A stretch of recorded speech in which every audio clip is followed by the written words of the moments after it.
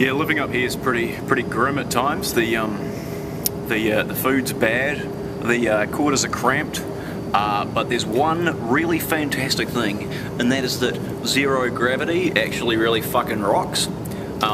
Because you can just like kind of rocket from one end of the place to the other, and there's normally quite a few things in the way that you just grab on and yank, and hopefully they won't kind of come off the walls. But it's yeah, that's kind of fun. It would be good if you would avoid the next time you do it, Angus. Yep. So I'm trying to avoid that. I'm becoming a sort of a very responsible and very necessary part of the crew, I reckon. I'm the only woman on board, so I need to ask for a little bit more respect sometimes, because you know the Russian and the American, they don't always do that, you know, like naturally. But otherwise it's pretty okay. I mean, I've been working years to do my research here, so I'm pretty happy. So as you know, I'm not an astronaut, so I'm just a doctor, so I've been trained for that. And I have to say that I've been quite trained good, because I don't feel sick. You know, I'm pretty much helping the others with that. And my experience are doing great, so everything's pretty fun. How's life up here? Well, life for me is what you make it. I don't wait for circumstances to give me excitement in my life. I bring excitement to the circumstances of my life. I read the good book. I'm not going to make any apologies from that. And Jesus said, happiness is today where you are today. Yeah, I've been dreaming of being a cosmonaut since I was a little child, and well, now it's like a dream coming true. And for some people, the dream coming true is it's like a shock, because you go up here and you think you're gonna be a hero, but it's not like a hero. You come here to make some work, and you want people, and you want to do it for your country. And I think for me it's like a big stepping stone. I want to help people explore the space, explore the science. One thing that I do really fucking dig about up here is that you can like look out the window and just look down at Earth, and it's just this beautiful blue-green ball spinning in nothingness. And it makes me think of like Google Earth, only without the names, and I'm just wondering on how you could actually like put the names onto it, so like at least you know what you're over, because sometimes like you're just over this sort of big kind of green bit and you don't know like which part of the world it is. I can normally spot New Zealand. And sometimes you meet pretty women on the space station, which is pretty fun, but still it happens from time to time, even if I think that women are not really that useful on the space station as scientists, because they're more like a distraction.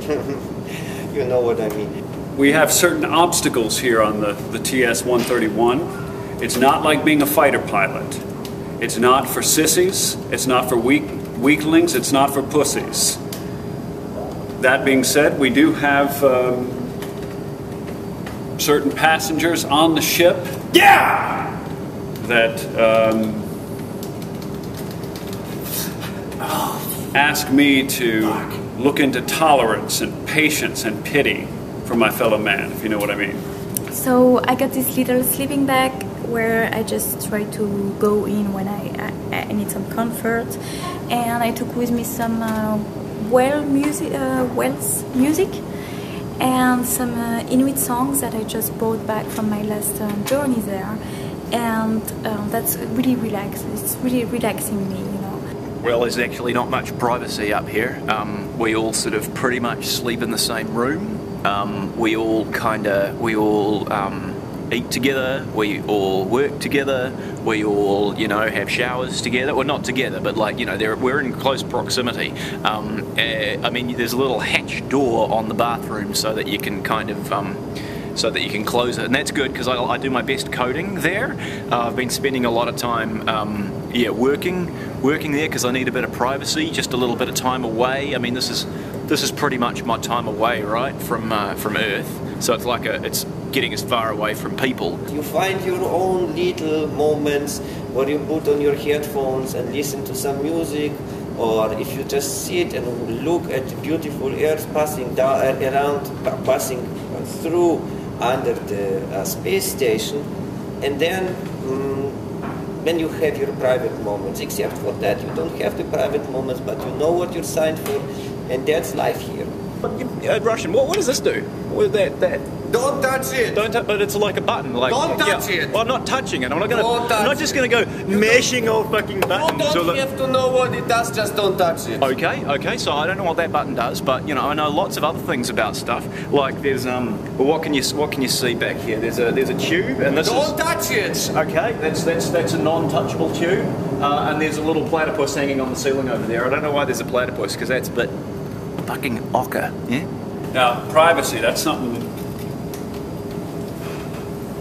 I want to talk to you about. Privacy, that's something you surrender when you take your vow to serve in the U.S. military. Your life is not your life. Your life belongs to Uncle Sam. Understood? And I took that vow before I came on board this pure vessel. For me, that's really just closing my eyes and thinking of the nice time I had with my good friends, the Inuits, last year. That if they ever see that, I mean, I doubt that, but if they do, I just want to say hello to them and thank you for everything they gave me. Well, I'm having a there's fucking noisy in here, frankly.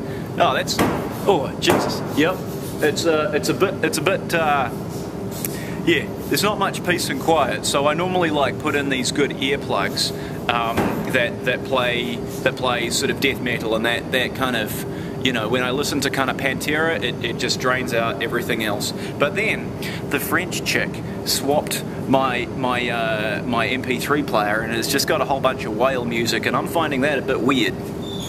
I got a hard time with these tourists on board. You know, I'm not astronaut, so I cannot say that I've been training all my life to do these kind of things, and now I'm being disturbed by some tourists just paying for the journey.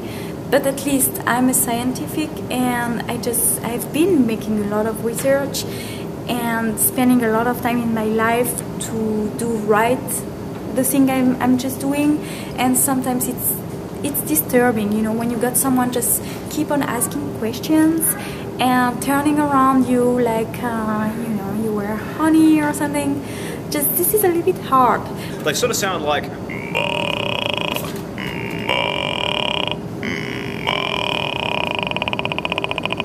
Well, you know, as cosmonaut and professional, we're not really supposed to hate anything. Maybe I dislike from time to time. Like I dislike that even if I'm the crew member who is longest on this TV station, I have to be commandeered around by this American who honestly doesn't really know how this station works. I'm a compassionate conservative like George W. Bush, our former president. I don't like this soft bigotry of low expectations. I expect a lot from myself, and I get it each day. I feel that I'm a special person, that God looked down on Amarillo, Texas, September 23rd, 1964, and he said, "There, unto us a child is born, to go into outer space and break only for Jesus."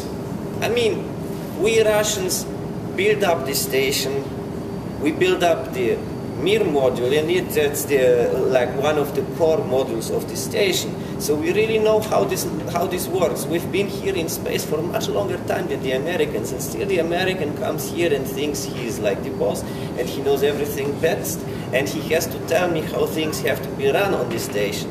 And that might be something that from time to time I dislike a little bit, but in no way I would say that I would hate it. No, because that would be unprofessional, and we cannot allow ourselves unprofessional behavior on this station. So I'm going to do Moby Dick, the first person shooter 2. Last question, was that it? Okay, I've got some MMORPGs campaign that I'm sort of in the middle of. So if any of you guys want to join my guild, I'll see you there in cyberspace, which is totally better than space.